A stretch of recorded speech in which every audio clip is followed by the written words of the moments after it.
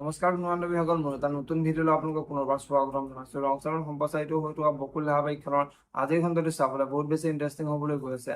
যদিহে আপোনালোকে বকুল ধাৰাবাহিকখন চাই ভাল পায়, তেনেহ'লে ভিডিঅ'টোত এটা লাইক কৰি আমাৰ চেনেলটো ছাবস্ক্ৰাইব কৰি ল'ব, এনেকুৱা ধৰণৰ আপডেট মোক পাই থাকিবলৈ।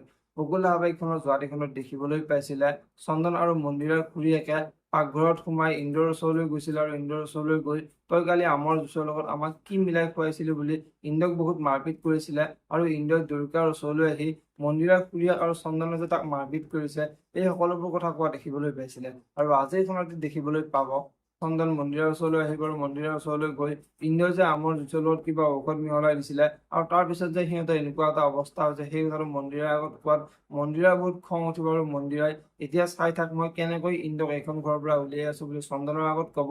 আৰু মন্দিৰে আদিৰ দেউতাকৰ ওচৰলৈ গৈ চন্দনৰ সকলোবোৰ সঁচা কথা আদিৰ দেউতাকক কৈ দিব। এতিয়াৰ পৰা আদিৰ দেউতাকে ইন্দ্ৰক ঘৰৰ পৰা উলিয়াই পঠিয়াব নেকি, দেখিবলৈ পাব বকুল ধাৰাবাহিকখনৰ আজিৰ খনটিত।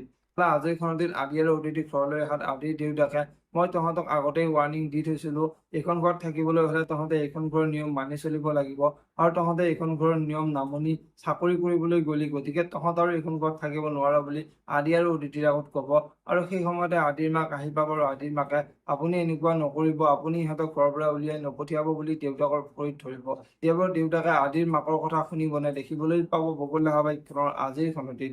যদিহে আপোনালোকে বকুল ধাৰাবাহিকখন চাই ভাল পায়, তেনেহ'লে ভিডিঅ'টোত এটা লাইক কৰি আমাৰ চেনেলটো ছাবস্ক্ৰাইব কৰি ল'ব, এনেকুৱা ধৰণৰ আপডেট মোক পাই থাকিবলৈ। ধন্যবাদ।